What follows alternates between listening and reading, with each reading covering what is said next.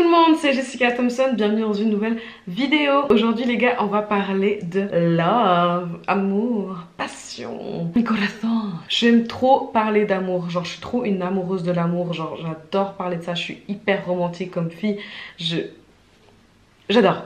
Donc aujourd'hui justement, plus précisément, on va parler des 5 manières d'exprimer son amour à un partenaire. Ces conseils vont vous permettre de savoir quel type d'amoureux vous êtes et quel type d'amoureux est votre partenaire. Pour peut-être aussi mieux le comprendre, tu vois. Il y a beaucoup de personnes qui par exemple vont dire à leur partenaire: ah, tu me fais jamais de compliments, tu me dis jamais que je suis belle, tu me dis jamais que si, ça et ça. Avant de lui commenter tout ça, avez-vous justement observé ces autres manières de vous aimer?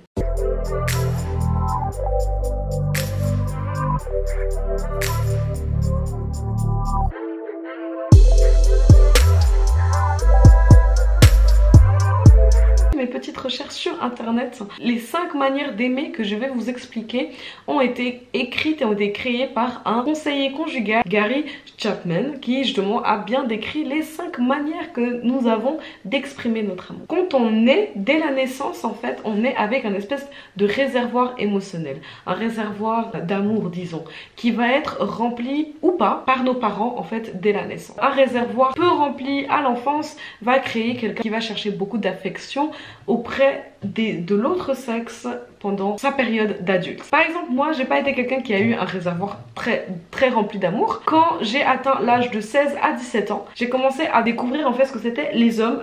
Où j'ai commencé à partir à la recherche de hommes l'un après les autres. J'en prenais un, je le jetais. J'en sortais avec un, il me quittait. Non, je me suis jamais fait quitter.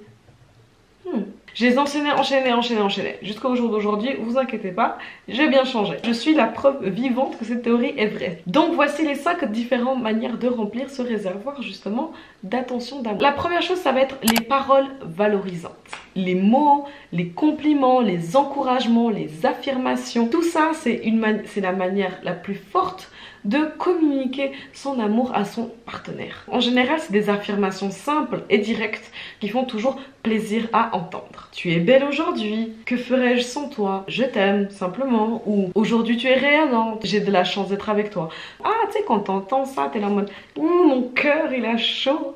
La deuxième chose, ça va être les moments de qualité. Donc c'est les moments en fait que tu vas passer avec ton partenaire. Et quand je parle de moments de qualité, je ne parle pas de moments où vous êtes les deux posés devant Netflix et que vous êtes chacun sur votre téléphone. Ça, c'est pas un moment de qualité. Moi, je parle d'un moment où vous êtes présents l'un pour l'autre. Vous allez peut-être vous regarder, vous serez peut-être en train de discuter et peut-être même de vous toucher un tout petit peu. Je parle pas de sexe, ce sera dans une autre manière d'exprimer son amour. C'est vraiment un moment où on est en connexion avec notre partenaire et on parle qu'avec lui, où on fait quelque chose vraiment ensemble. Dans un des articles justement que j'ai recherché qui m'a permis justement de faire cette vidéo, ils ont dit une citation que j'ai trouvée très sympa. On reconnaît un couple fiancé dans un restaurant parce qu'ils ne font que de se regarder mutuellement et de se parler, et on reconnaît un couple qui est marié dans un restaurant parce qu'il regarde les autres. La troisième manière d'exprimer son amour envers son partenaire, ça va être au travers de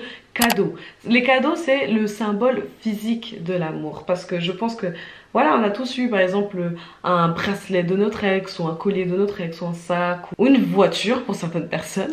Ce qui nous permet justement de se sentir bien quand on reçoit un cadeau, c'est le fait qu'on se dit que la personne a pensé à nous. Par exemple, je sais pas, notre homme a été faire les courses, nous a ramené un bouquet de fleurs, voilà. On s'est dit waouh, pendant qu'il faisait ses courses, il a pensé à nous et il nous a ramené un bouquet de fleurs. Donc ça veut dire que vous pensez à nous quand vous n'êtes pas avec nous. Et on est toujours content de recevoir des cadeaux, surtout si c'est des cadeaux qui nous plaisent à nous, et en général quand c'est votre partenaire, c'est censé être une des personnes qui vous connaît le mieux.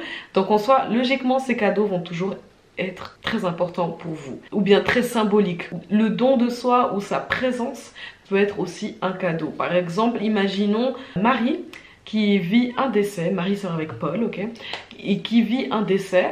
Paul, son partenaire, sera tout le temps là pour elle, va la soutenir, va aller avec elle peut-être à des séances de thérapie, j'en sais rien, va lui proposer, va essayer de la remonter le moral, voilà.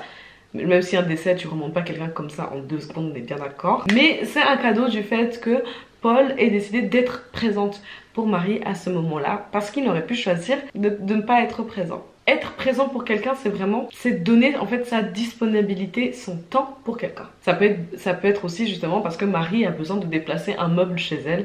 Bah Paul, sans hésiter, il va venir pour aider à bouger ce meuble. Sinon, une manière que vous pouvez faire pour me montrer votre amour envers moi, c'est de vous abonner et peut-être même de mettre un like sous la vidéo. Ensuite, la dernière chose, ça va être les services rendus. C'est toutes les petites choses qu'on va faire pour notre partenaire juste pour lui rendre service. Ça peut être plein de choses, ça peut être, je sais pas, lui faire simplement un souper, ça peut être l'aider dans sa thèse sur, je sais pas, l'environnement qu'il doit rendre pour l'école, ça peut être aller faire son plein. Donc ça va être des choses qui ne sont pas forcément agréables à faire, mais qu'on va quand même faire justement pour faire plaisir à notre partenaire. Mais ce genre de service à rendre sont à rendre seulement si la personne mérite.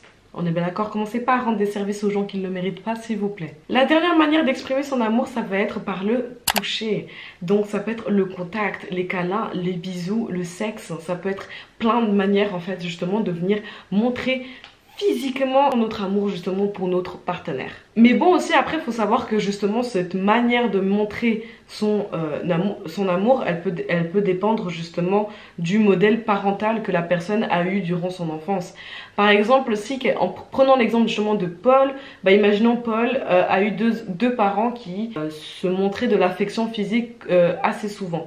Ça veut dire, je sais pas, des câlins, des bisous, des choses comme ça. Bah disons que Paul, ça veut dire que lui, quand il sera dans son couple prochain, dans son couple en tant qu'adulte, ce sera quelqu'un qui va montrer justement de l'affection physique à sa partenaire constamment. Alors que si on prend l'exemple de Marie justement qui par exemple a vécu qu'avec sa maman ou qu'avec son père ou qui a eu deux parents qui ne sont pas tactiles du tout, bah pour elle n'aura pas l'habitude de montrer de l'attirance physique envers son partenaire ou justement de le toucher de manière, voilà. Je pense que vous avez compris ce que je voulais dire. Et justement dans ce genre de situation, par exemple, Paul peut devenir aussi assez étouffant pour Marie en fait. Parce que, imagine Paul, il vient tout le temps lui faire des câlins tout le temps. Et elle, par exemple, elle a besoin de son espace. Et pour elle, c'est pas normal justement d'avoir autant de contact physique avec son partenaire. C'est pas qu'elle l'aime pas, mais c'est juste que voilà, elle a pas été habituée, elle a pas été éduquée comme ça, elle a pas vu ça aussi durant son enfance. Vu que justement, l'enfance, ce qu'on voit en tant qu'enfance, influence...